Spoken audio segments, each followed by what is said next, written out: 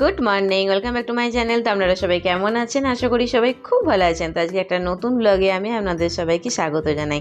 তো আজকে ব্লগটা রেগুলার ব্লগের মতো হচ্ছে না, একটু হাটকে, মানে একটু অন্যরকম। আজকে আছে মেঘার, যেখানে ডান্স শেখে সেখানে ডান্স শ্যুট আছে। এই যে বসন্ত উৎসব আসছে না, তো তখন এই শ্যুটটা তার জন্য করে রাখছে আর কি। তো এখানে মেঘাকে সকাল থেকে রান্নাবান্না সেরে নিয়ে সাজাতে বসে গেছি। অনেকটা টাইম লাগলো ওকে রেডি করতে। তো এটা হচ্ছে মেঘার ফাইনাল লুক।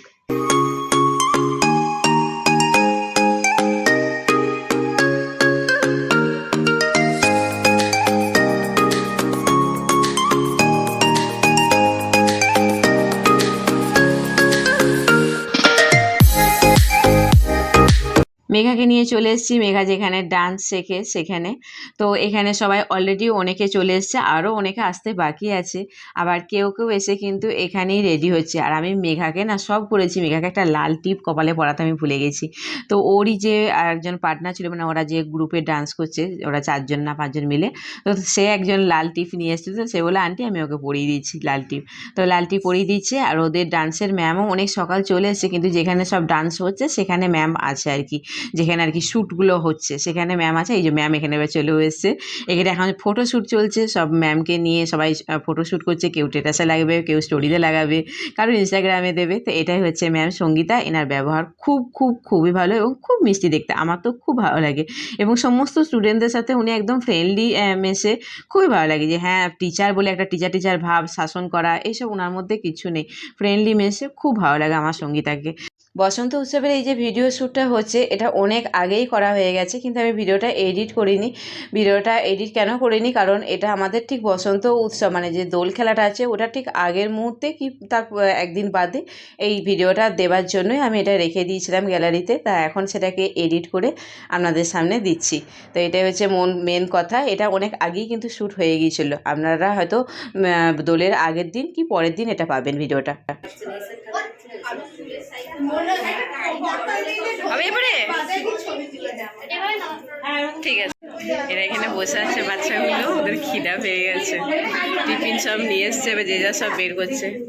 অনেকক্ষণ ধরে এরা ধৈর্য ধরে ছিল।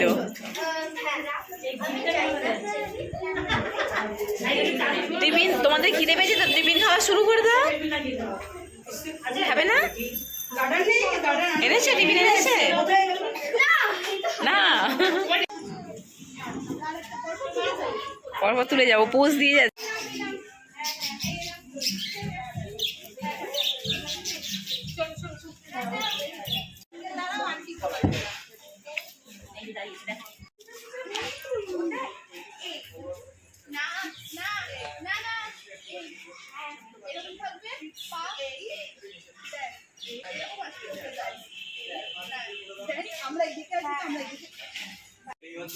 স্যার এখানে ফুল ছড়াচ্ছে শুধু। Tata bye bye. কারণ এই জায়গাগুলো এই ডালপালা চলে আসবে, আমি একটু গানটা একবার রিহার্সাল করব। আচ্ছা এই পজিশনটা দেখতে।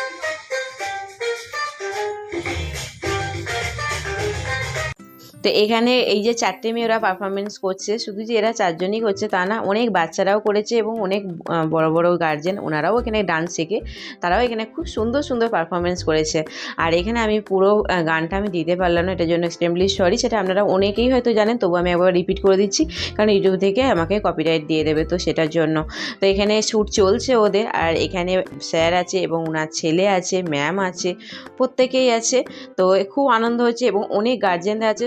সমস্ত গার্জেনকে ভিতরে মানে প্রবেশ করতে দিচ্ছে না, অ্যালাউ করছে না, তাহলে হয়তো স্টুডেন্টরা একটুখানি ঘাবড়ে যাবে বা খুব একটা কমফর্ট ফিল করবে না ওরা।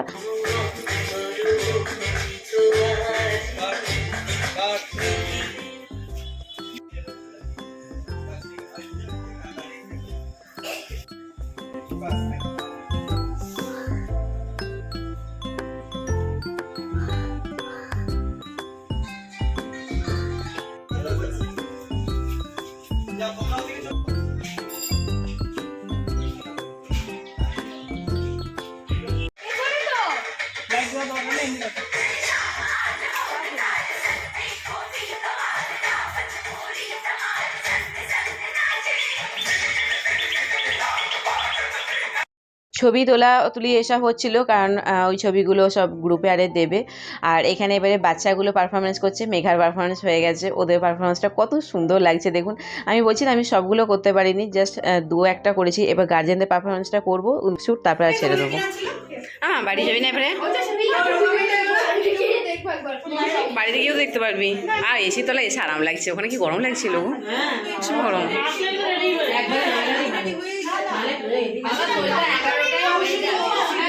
তোমাদের সবাইকে খুব সুন্দর লাগছে গো। হ্যাঁ সত্যি সুন্দর লাগছে। তোমার বাচ্চা করছে না ডান্স? তুমি একাই করছো?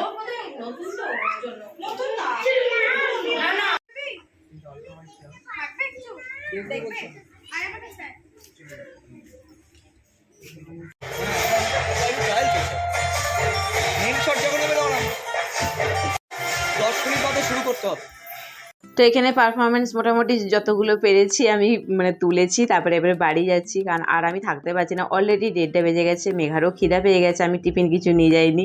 তো এখান থেকে দই কিনলাম, একটু ঠান্ডা ঠান্ডা ভাতে দিয়ে দই মেখে খাবো আর কি, তার জন্য। আমি ঘেমে গেছিস, খিদে পেয়েছে ওরে।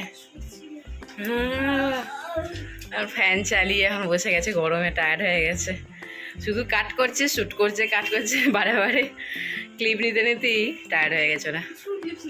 হ্যাঁ গুড ইভিনিং। তো দুপুরবেলায় আসার পরে খুব টায়ার্ড হয়ে গেছিলাম, মেঘাও টায়ার্ড হয়ে গেছিলো। এই রোদ গরমের মধ্যে অত মালা শাড়ি ভারী এসব পরেছিল, শাড়িটা একটু ভারীই ছিল, তো পরে ও খুব টায়ার্ড হয়ে গেছিল, ঘেমে একদম ক্লোজ। তো ও স্যার এসি চালিয়ে দিয়েছিল, তারপরেও প্রচণ্ড কষ্ট হয়েছে, যেহেতু টাইম শ্যুট হয়েছিল সেই টাইমটা। তারপর এসে ও ড্রেস চেঞ্জ করে ও খাওয়া দাওয়া করে স্নান করে একটু ঘুমিয়ে পড়েছিল, ওর পাশে আমিও শুয়ে ঘুমিয়ে গেছিলাম। এখন আমিও টায়ার্ড হয়ে গেছি, অনেক সকাল সকাল উঠে গিয়ে রান্না বান্না সব কমপ্লিট করে রেখে তারপরে যেতে হয়েছে। এবং যে শুধু রান্না বান্না কমপ্লিট করে রেখে তা না, মানে ওকে রেডি করা, ওর খোঁপা বেঁধে দেওয়া, একটা অত বড় চুলে খোঁপা বাঁধতে অনেকটা টাইম লাগে। তারপরে মেকআপ করানো, শাড়ি পরানো, কতবার শাড়িটা খুলেছি আর পরিয়েছি তার কোনো ঠিক ঠিকানা নেই। তো এইগুলোতেই আমার প্রায় 2 ঘন্টা সময় চলে গেছে। তারপর নিজে রেডি হয়ে মনিকে খাবার দাবার খাইয়ে করে রেডি করে বাড়িতে রেখে তারপরে গেছি। আর মনিকে তো বাড়ি রেখে দিয়ে যেতে এখন আমার একটা ভয় মনের মধ্যে ঢুকে গেছে। তো আমি বলছি তুই চাবি দিবি না, আমি বাইরে থেকে কলাপসে কেটে চাবি দিয়ে আমি চলে যাচ্ছি, চাবিটা নিজেই নিয়ে যাচ্ছি, তোকে ভেতর থেকে ছিটকে আর কোনো দরকার নেই, শুধু চাবিটা কলাপসে দেওয়া থাকলেই হবে। তো তারপরে 1:30টার সময় এসে খাওয়া দাওয়া করে একটুখানি 3জনই আমরা ঘুমিয়ে গেছি, মেঘা মনি আমি 3জনই ঘুমিয়ে নিয়েছি। এখন ঘুম থেকে উঠেছি, এবারে 1 কাপ চা খাবো।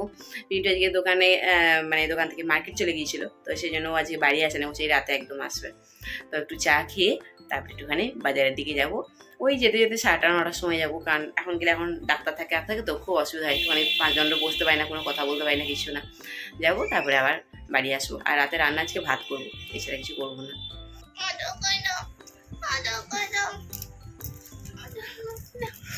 আমি কিন্তু সেই 7টা থেকে বলে যাচ্ছি, এখন 9টা বাজছে যায়, আদৌ করে দাও। এখানে মনি চলে এসছে, আমার জননী, এই যে আমার গাল টিপে আমাকে কীরকম করে জ্বালাতন করছে, ওকে আদর করিনি কেন।